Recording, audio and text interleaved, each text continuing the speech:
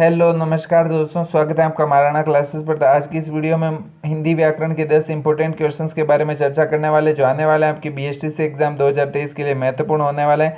तो आप इस वीडियो को रोक कर हैं जो क्वेश्चंस को खुद से सॉल्व करने की कोशिश कीजिएगा, और आपके कितने क्वेश्चंस है जो सही हो रहे हैं वो कमेंट जरूर कीजिएगा। तो चलिए शुरू करते हैं। पहला क्वेश्चन है हमारा, निम्न में से गलत विलोम युग्म है। अ है जंगम स्थावर, ब है परुष कोमल, स है आपका जिजीविषा मुमूर्षा, और द है आपका मिथ्या अमिथ्या। यहाँ पर आप स द मान लीजिएगा। तो इसमें से हमारा राइट ऑप्शन हो जाएगा। यहाँ पर आपको गलत विलोम युग्म पूछा है, तो स्थावर का जंगम होता है, ये राइट है। परुष का मतलब होता है कठोर, तो कठोर का कोमल होता है, ये भी सही है। जिजीविषा का मुमूर्षा होता है, जिजीविषा यानी जीने की इच्छा, और मुमूर्षा यानी मरने की इच्छा। ये दोनों शब्द हैं जो शब्द शुद्धि की दृष्टि से भी इंपॉर्टेंट हो, तो ये भी सही है। ये द वाला ठीक है। मिथ्या अमिथ्या ये नहीं होता है। मिथ्या का मतलब होता है झूठ, तो अमिथ्या कोई भी शब्द नहीं होता। इसका हो जाएगा आपके सत्य, ठीक है। मिथ्या का हो जाएगा सत्य, तो द वाला ऑप्शन है जो हमारा राइट हो जाएगा। दूसरा क्वेश्चन है, हाथी का पर्याय नहीं है। अ है, ब मतंग, स गज, और द है जो आपका कुंभी। तो इसमें से हमारा राइट ऑप्शन हो जाएगा। यहाँ पर आपको हाथी का पर्याय नहीं है पूछा है, तो इसमें हमारा अ वाला ऑप्शन है जो राइट हो जाएगा। बाकी मतंग, गज और कुंभी ये जो हाथी के पर्यायवाची, हाथी के पर्यायवाची होते हैं आपके गज, कुंजर, हस्ती, मतंग, करी, नाग, दंती, द्विज, द्विरथ, वितुंड, सिंदूर, कुंभी व गयंत, ये हाथी के पर्यायवाची हैं।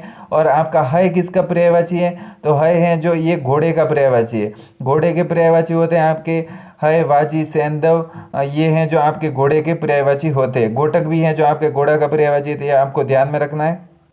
तीसरा क्वेश्चन है, निम्न में से असंगत हैं। अ जिसे खरीद लिया गया हो, कृत। ब है आपका जहां नाटक खेला जाता है, रंगमंच।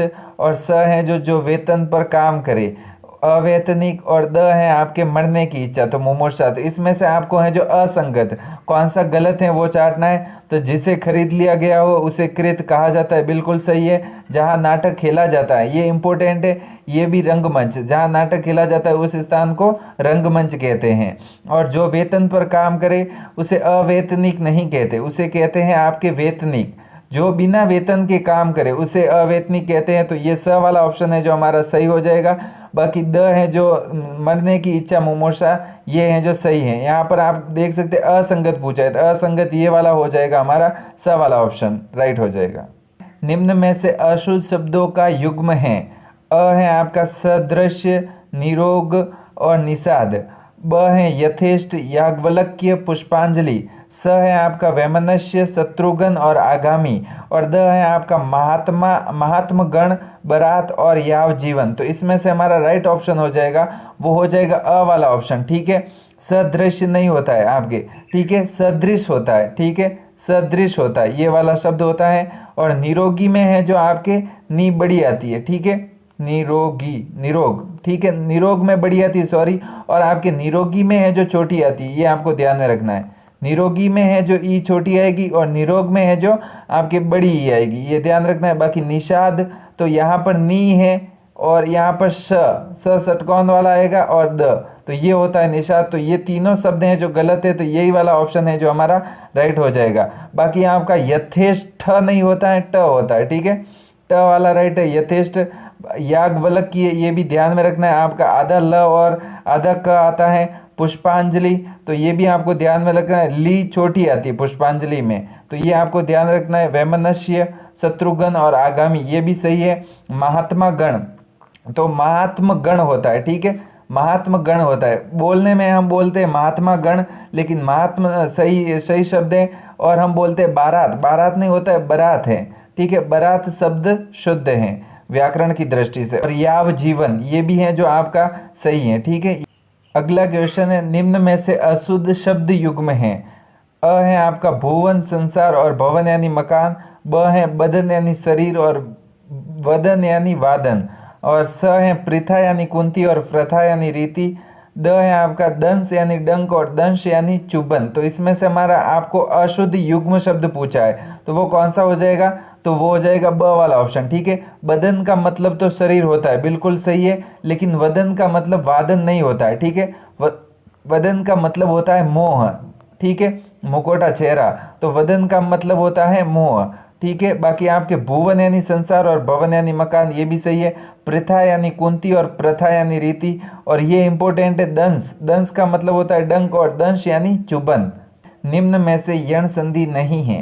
अ गत्यावरोध, ब व्याकरण, स दैत्यारी और द है आपका व्यू। तो इसमें से हमारा राइट ऑप्शन हो जाएगा अ वाले ऑप्शन में हम देखते हैं तो गति धन अवरोध, ठीक है। गति धन अवरोध, तो यहाँ पर ई का क्या हो जाएगा, यह हो जाएगा और ये त आधा हो जाएगा और ये इसमें बैठ जाएगा। तो गति अवरोध है जो इसमें यण संधि है। व्याकरण, तो व्याकरण का संधि विच्छेद होगा वी धन आकरण, ठीक है। वी धन आकरण, तो इस ई का वापस यह बन गया, ठीक है। आधा वह बच गया और ये आ बैठ गया, तो ये भी सही है। इसमें भी है जो यहाँ आपके यण संधि है दैत्यारी, तो दैत्यारी में नहीं है, ठीक है। दैत्य धन अरि, इसका संधि विच्छेद होगा दैत्य धन अरि, तो यहाँ पर अ, ठीक है, और यहाँ पर भी अ मिलकर आ हो जाते, किस संधि में होते हैं तो दीर्घ संधि में। तो इसमें है जो दीर्घ संधि है स वाले दैत्यारी में। बाकी व्यू आपका है जो वी धन ऊह, ठीक है, वी धन ऊह ये वाला होगा। तो इसमें भी है जो हो रहा है ई का यह हो गया, ये वह बैठ गया, इसके ऊ की मात्रा ये ह हो गया, तो ये भी सही है। आपका स वाला ऑप्शन दैत्यारी में है जो आपके दीर्घ संधि है, बाकी सब में है जो यण संधि है। अगला क्वेश्चन है शताब्दी शब्द में कौन सा समास है। अ अवयवी भाव, ब तत्पुरुष, स द्वंद्व और द है आपका द्विगु। तो इसमें से हमारा राइट ऑप्शन हो जाएगा, वो हो जाएगा शताब्दी शब्द में है जो द्विगु समाज है। इसका विग्रह क्या होगा, तो शत अब्दों का समूह, ठीक है।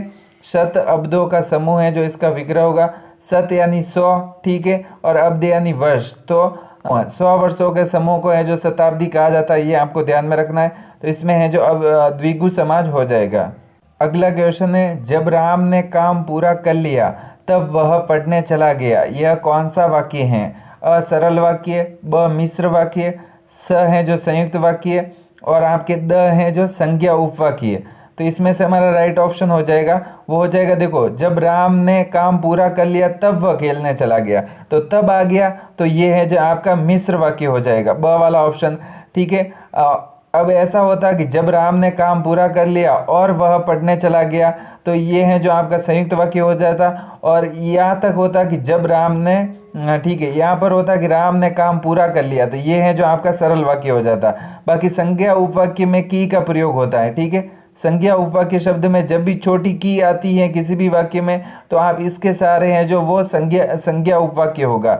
अगला क्वेश्चन है अंधे के हाथ बटे लगना लोकोक्ति का अर्थ है। अ है इच्छित वस्तु की प्राप्ति, ब है मूर्ख को उच्च पद मिलना, स है बेमेल प्रबंधन और द है बिना परिश्रम अयोग्य व्यक्ति को सुफल मिलना। तो इसमें से हमारा राइट ऑप्शन हो जाएगा, वो हो जाएगा अंधे के हाथ बटे लगना, तो बिना परिश्रम अयोग्य व्यक्ति को सुफल मिलना है जो इसका राइट हो जाएगा, द वाला ऑप्शन। तो आज का हमारा लास्ट क्वेश्चन है निम्न में से सुमेलित मुहावरा नहीं है। आंखें चार होना, आमना सामना होना, काठ का उल्लू होना यानी वज्र मूर्ख होना, गुड़ गोबर करना यानी तुच्छ करना और द है जो चांदी का जूता मारना यानी रिश्वत देना। तो इसमें से हमारा राइट ऑप्शन हो जाएगा, वो हो जाएगा सुमेलित मुहावरा नहीं है पूछा है, तो स वाला ऑप्शन है जो राइट हो जाएगा। गुड़ गोबर करना यानी बना कार्य बिगाड़ देना, इसका अर्थ होता है बना कार्य बिगाड़ देना, तुच्छ करना नहीं होता, तो आपका स वाला ऑप्शन सही हो जाएगा। बाकी आंखें चार होना तो आमना सामना होना, काठ का उल्लू होना यानी वज्र मूर्ख या महामूर्ख होना, ये आपको ध्यान में रखना है, वज्र मूर्ख या महामूर्ख होना, और चांदी का जूता मारना यानी रिश्वत देना या घूस देना, ये आपको ध्यान में रखना है। और इससे पहले हैं जो हमने बहुत सारे हिंदी व्याकरण से संबंधित वीडियोस और राजस्थान जीके के वीडियोस बना दिए, तो अगर आपने वो नहीं देखे तो लिंक डिस्क्रिप्शन बॉक्स में दे दिया है, वहाँ से जाकर आप वो देख सकते हैं। और अगर आपको ये वीडियो अच्छा लगा हो तो चैनल को सब्सक्राइब जरूर कीजिएगा। Thank you.